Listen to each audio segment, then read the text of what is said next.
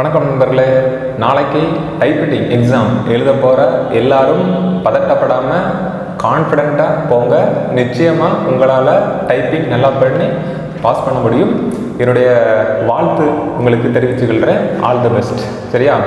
Okay, நீங்கள் நாளைக்கு போகும்போது பயப்படாமல் ஃபஸ்ட்டு பார்த்தீங்கன்னா பயப்படாமல் போங்க. அதாவது சில பேருக்கு ஸ்பீடு வராமல் இருக்கலாம்.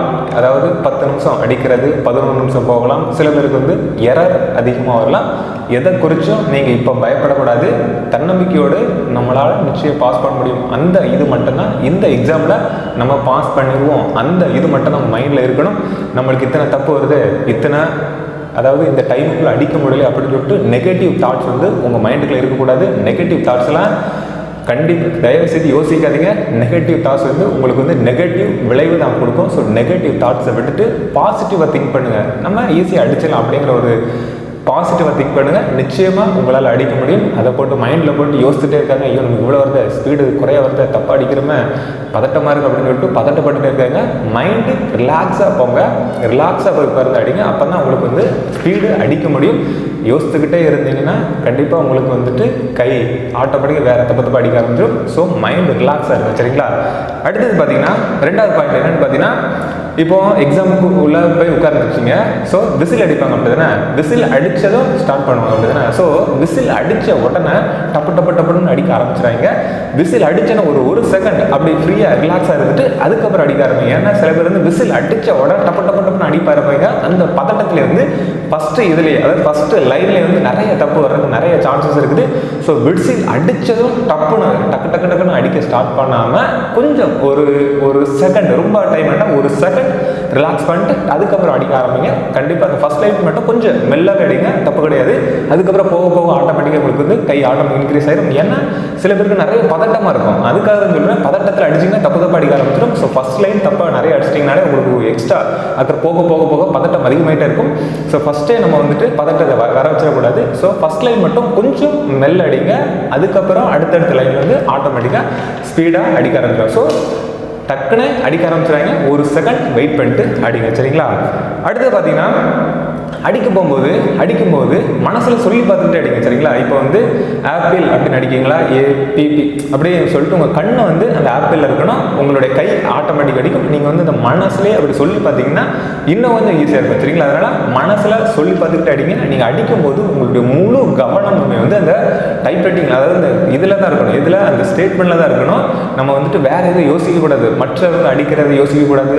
அதாவது நிறைய பேர் அடிப்பாங்க, டப்பு சவுண்டு கேட்டுகிட்டே இருக்கும். நீங்கள் அதுக்கு உங்கள் மைண்டை, உங்களுடைய காதை நீங்கள் செவி சாய்ச்சிடக்கூடாது. உங்களுடைய முழு மனசுமே அந்த இதில் நீங்கள் என்ன அடிக்கிறீங்களோ அதில் தான் இருக்கணும். சரிங்களா? ஸோ அதனால் மனசை அழகாக விடாமல் ஃபுல் கான்சன்ட்ரேஷன் அடிங்க. ஈஸியாக அழகாக நீங்கள் முடிச்சிடலாம். சரியா? அடுத்தது பார்த்தீங்கன்னா இப்போ ஹாலில் போய் உட்கார்ந்துருக்கிறீங்க. ஹாலில் போய் உட்கார்ந்த உடனே உங்களுக்கு ஒரு 10 நிமிஷம் டைம் இருக்கும். 10 நிமிஷத்துக்கு முன்னாடியே உங்களை ஹாலில் உட்கார வச்சுருவாங்க. சரிங்களா? ஸோ அந்த 10 நிமிஷம் நீங்கள் என்ன பண்ணுறீங்கன்னு பார்த்தீங்கன்னா, ஃபஸ்ட்டு 5 நிமிஷம் மட்டும் ஒரு பேரா, அதாவது இப்போ நீங்கள் இங்கிலீஷ் அடிக்கிறதுக்காக உள்ள உட்கார்ந்துருக்கீங்க அப்படின்னா இங்கிலீஷில் ஒரு பழைய பேப்பர் வாங்கி சாரில் நிறைய, அதாவது கோச்சிங் கிளாஸ்லேயே கொண்டு வந்திருப்பாங்க, அவங்கள்ட்ட ஒரு பேப்பரை வாங்கி ஒரு பேரை மட்டும் கொஞ்சம் ஸ்பீடு அடித்து பார்த்துக்கோங்க. ஏன்னா நாளைக்கு எக்ஸாமு நம்ம இன்னைக்கு அடித்து பார்த்துருக்க மாட்டோம். அப்படி தானே? ஏன்னா இன்னைக்கு மிஷினை எல்லாம் கொண்டு போய் சென்டரில் வச்சிருவாங்க. ஸோ இன்னைக்கு நீங்கள் அடித்து பார்த்துக்க மாட்டீங்க. நேற்று தான் அடிச்சு பார்த்துருப்பீங்க. ஸோ ஒரு நாள் கேப் ஆயிடுச்சு. நம்ம நாளைக்கு தான் போவோம். அப்படின்னா ஸோ சில பேர் நாளைக்கு போவாங்க. ஸோ அப்படிங்கும்போது 2 நாள் கேப் ஆயிரும், அல்லது ஒரு நாள் கேப் ஆயிரும். ஸோ நீங்கள் அங்கே போயிட்டு ஒரு பேரை அடிச்சு பார்த்தீங்கன்னா கைக்கு ஒரு ப்ராக்டிஸ் ஆயிருக்கும். அப்படின்னா ஸோ கை அந்த ஃபார்முக்கு வந்துடும். நீங்கள் ஏன்னா 2 நாள் அடிக்காமல் இருக்கிறீங்க. ஸோ அப்படிங்கும்போது கை கொஞ்சம் அந்த ஃபார்ம் அவுட் வெளியே போயிருக்கும். ஸோ அந்த ஒரு பேரை அடிச்சு பார்த்தீங்கன்னா கை அந்த ஃபார்முக்கு வந்துடும். ஸோ அதுக்கப்புறம் உங்களுக்கு அடிக்கிறதுக்கு ஈஸியாக இருக்கும்.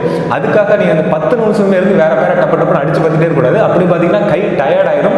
அதுக்கப்புறம் பார்த்தீங்கன்னா கொஞ்சம் அதில் கொஞ்சம் திணற ஆரம்பிச்சிடும். ஸோ அதனால ரொம்ப அடிக்கக்கூடாது. ஒரு பேரா மட்டும் அடிச்சு பார்த்தீங்கன்னா போதுமானது. அதுவே ரொம்ப போதும். சரிங்களா? அதனால 10 நிமிஷம் அடிக்காமல் ஒரு பேரா மட்டும் அடிச்சு பார்த்துக்கோங்க. கைக்கு ப்ராக்டிஸ் ஆகிக்கும். சரியா? அடுத்தது பார்த்தீங்கன்னா மறக்காம நீங்கள் வாட்சை கட்டிட்டு போயிருங்க. ஏன்னு பார்த்தீங்கன்னா ஸ்பீடு நம்மளுக்கு 10 நிமிஷம் அப்படி தானே. அதுக்கு நீங்கள் வாட்செல்லாம் பார்க்கக்கூடாது. அது 10 நிமிஷத்தில் நீங்கள் அடிச்சுலாம், அதனால அதுக்கு வாட்சை பார்க்கக்கூடாது. ஸோ 10 நிமிஷம் முடிச்சிட்டிங்க. அதுக்கப்புறம் என்ன சொல்லுவாங்க, அதுக்கப்புறம் பார்த்தீங்கன்னா ஸ்டேட்மெண்ட் இருக்கும், டேபிள் இருக்கும். அப்படி தானே? இந்த ரெண்டுக்குமே பார்த்தீங்கன்னா 1 மணி நேரம் டைம் கொடுப்பாங்க. அப்படி தானே? டேபிளுக்கும் ஸ்டேட்மெண்ட் சேர்த்து 1 மணி நேரம் டைம். இந்த 1 மணி நேரம் பார்த்தீங்கன்னா 1 மணி நேரங்கிறது அதிக அதிகமான டைம். சில பேர் பார்த்தீங்கன்னா டைம் அதாவது முடிய போக அப்படிங்கிற பதட்டத்தில் வந்து சீக்கிரம் அடிச்சு முடிச்சுருவாங்க. டக்கு ஸ்டேட்மெண்ட்லையும் அதாவது இந்த டேபிளையும் முடிச்சு விட்டு அரை மணி நேரத்தில் முடிச்சுட்டு ஃப்ரீயாக இருந்துட்டு இருப்பாங்க. ஏகப்பட்ட தப்பு போட்டிருப்பாங்க. ஸோ நம்மளுக்கு 1 மணி நேரம் டைம் இருக்கு. நம்ம வந்து 1 மணி நேரத்தையும் முழுசாக யூஸ் பண்ணணும். எதுக்காக நான் 1 மணி நேரத்தையும் முழுசாக யூஸ் பண்ண சொல்றேன்னு பார்த்தீங்கன்னா அப்போ தான் உங்களுக்கு தப்பும் கம்மியாக வரும். இப்போ டேபிளை கொஞ்சம் ரிலாக்ஸாக, ஏன்னா நீங்கள் வாட்ச் கையில் கட்டிருந்தீங்கன்னா நீங்கள் அப்பப்போ டைமை பார்த்துக்கலாம். எந்த டைம் நீங்கள் ஸ்டார்ட் பண்ணுறது மட்டும் பார்த்து வச்சிட்டிங்கன்னா போதும்.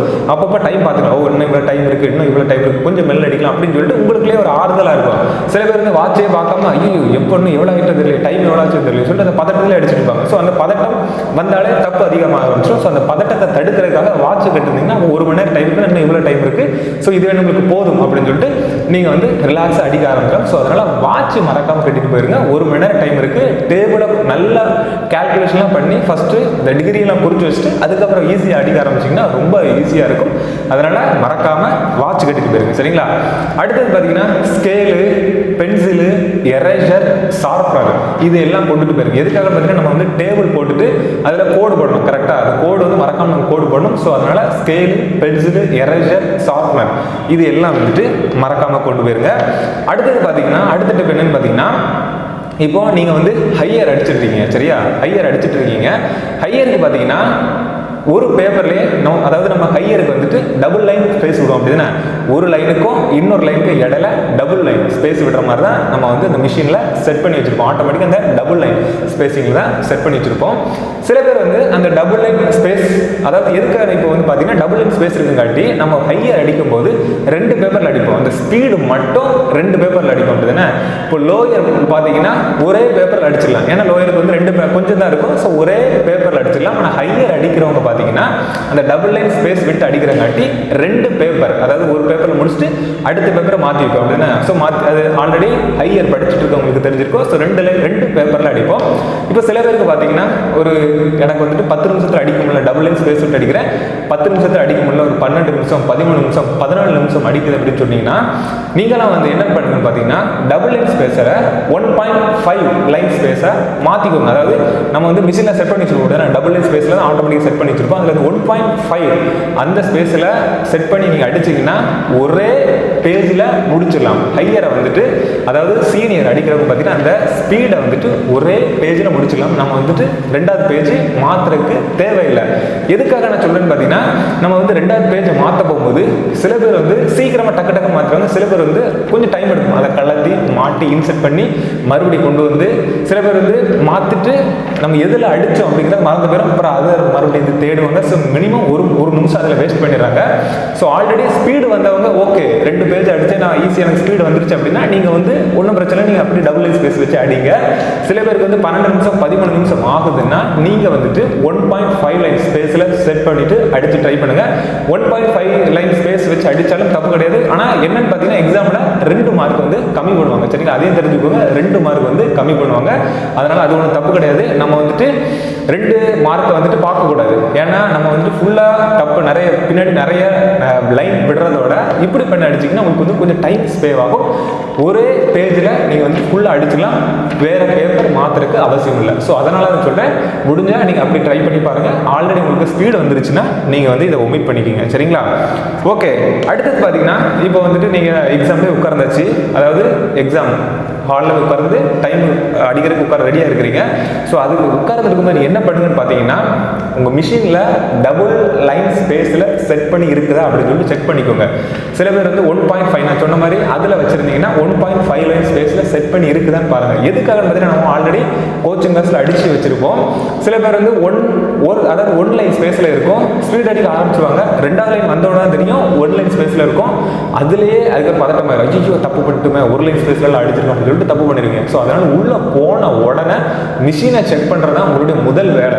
உள்ளே போய் உட்கார்ந்த உடனே மிஷினில் அடிக்கிறதுக்கு முன்னாடி டபுள் லைன் ஸ்பேஸ் இருக்குதா 1.5 லைன் ஸ்பேஸில் இருக்குதா அப்படின்னு சொல்லிட்டு கண்டிப்பாக நீங்கள் செக் பண்ணணும்.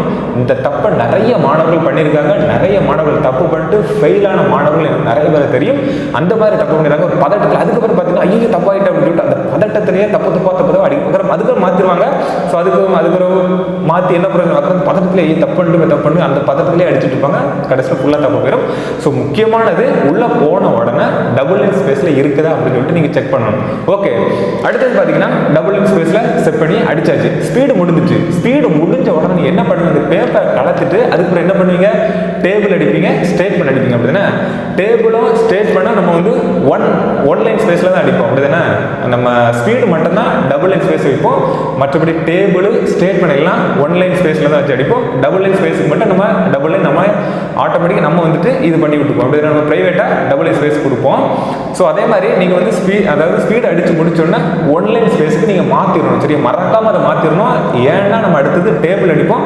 டேபிளில் நம்ம ஒன் லைன் ஸ்பேஸ் தான் விட்டு அடிப்போம். ஸோ அங்கே வந்து டபுள் லைன் இருந்துச்சுன்னா நீங்கள் வந்து மறந்து விட்டுட்டீங்கன்னா அது ஒரு பதட்டமாயிரும். ஸோ அதனால் இந்த ரெண்டையும் நீங்கள் செக் பண்ணிக்கணும். உள்ளே போனோன்னே ஸ்பீடுக்கு டபுள் லைன் ஸ்பேஸில் இருக்குதா அப்படின்னு சொல்லி செக் பண்ணணும். ஸ்பீடு முடித்த உடனே சிங்கிள் லைன் ஸ்பேஸுக்கு நீங்கள் மாற்றிடணும். சரியா, அடுத்தது பார்த்தீங்கன்னா ரொம்ப பயப்படாதீங்க. எக்ஸாம் முடிஞ்சதுக்கு அப்புறம் பார்த்தீங்கன்னா கொஞ்சம் லிபரலாக தான் திருத்துவாங்க. சரிங்களா, அதெல்லாம் ரொம்ப நம்ம வந்துட்டு இப்போ நிறைய தப்பு வந்தாலுமே பயப்படாமல் நீங்கள் அடிக்கலாம். ஏன்னா எக்ஸாமில் அந்த திருத்த வர்றவங்க கொஞ்சம் லிபரலாக தான் திருத்துவாங்க. அதனால பயப்பட வேண்டாம். ஏன்னா இது வந்து மிஷின் திருத்தாது. அப்படின்னா நம்மளே மாதிரியான ஒரு ஆசிரியர்களை திருத்துவாங்க. அதனால கொஞ்சம் லிபரலாக தான் திருத்துவாங்க. சில பேர் வந்து சொல்றது கேள்விப்பட்டிருப்பீங்க, நான் எப்படி பாஸ் ஆனே தெரியல, ஃபெயில் ஆயிடுவேன்னு நினைச்சேன், ஆனால் பார்த்தீங்கன்னா பாஸ் ஆகிட்டேன் அப்படின்னு சொல்லுவாங்க. நான் கூட லோயர் படிக்கும்போது தமிழில் ஃபெயில் ஆயிடுவேன் அப்படின்னு சொல்லிட்டு நினைச்சேன். அந்த அளவுக்கு கொஞ்சம் மோசமாக தான் அடிச்சிருந்தேன், சொல்லிக்கிற அளவுக்கு அடிக்கல. ஆனால் பார்த்தீங்கன்னா நான் வந்து டிஸ்டிங்ஷனில் வந்து தமிழில் பாஸ் பண்ணி முடித்தேன். எனக்கே ஆச்சரியமாக இருந்துச்சு, அவ்வளோ லிபரலாக திருத்துறேன் அப்படின்னு சொல்லிட்டு நினச்சேன். அதனால் இந்த கொரோனா டைமாக இருக்குது. ஸோ கொஞ்சம் லிபரலாக திருத்துறதுக்கு நிறைய சான்சஸ் இருக்குது. ஸோ அதனால் நீங்கள் பயப்பட வேண்டாம், தயக்கப்பட வேண்டாம். எங்கே ஃபெயில் ஆகிடுவோமோ அப்படின்னு சொல்லிட்டு அடுத்த வருஷம் நம்ம அடிச்சுக்கலாம், இந்த வருஷம் விட்டுறலாம் அப்படின்னு சொல்லிட்டு தயவு செய்து என்னாதீங்க. சில நிறைய மாணவர்கள் நான் பார்க்குறேன் இந்த தாட்டில் தான் இருப்பாங்க. ஐயோ எப்போ விட்டுட்டோம், அடுத்த டைம் பார்த்துக்கலாம், அடுத்த டைம் ரெண்டை சேர்த்து சூப்பராக அடிச்சிடலாம் அப்படின்னு நினைப்பாங்க. இப்படி சொல்கிறவங்க அடுத்த எக்ஸாம்லையும் இதே தான் சொல்லுவாங்க. அடுத்த டைம் எக்ஸாம் பார்த்துக்கலாம், அடுத்த எக்ஸாம் பார்த்துக்கலாம் சொல்லிட்டு போய்கிட்டே தான் இருக்குமே தவிர உங்களால் பாஸ் பண்ண முடியாது. இப்போ இருக்க எக்ஸாம் நம்ம பாஸ் பண்ணோம், அதுக்கு என்ன வழி, அதை மட்டும் தான் நீங்கள் யோசிக்கணும் தவிர அடுத்த டைம் சொல்லிட்டு நீங்கள் யோசித்து போய்கிட்டு கூட. சரிங்களா, என்னுடைய அனுபவத்தில் சொல்லிட்டு அதனால தயவு செய்து இதுலேயே நீங்கள் வந்து முடிச்சிடலாம். கரெக்டாக, சரியா? ஓகே, கடைசி பார்த்தீங்கன்னா மறக்காம நகத்தை நல்லா வெட்டிட்டு போயிருங்க. சரிங்களா, சில பேர் வந்து பேயாட்டு நகம் வளர்த்துருப்பாங்க. அங்கெல்லாம் பற்றி நகம் வெட்டிட்டு போனீங்கன்னா உங்களுக்கு ரொம்ப இடைஞ்சலாக இருக்கும். அந்த நகத்தாலே நீங்கள் ஃபெயில் ஆகிறதுக்கு நிறைய வாய்ப்புகள் இருக்குது. ஸோ நல்ல நகத்தை ஒட்டா வெட்டிட்டு போயிருங்க.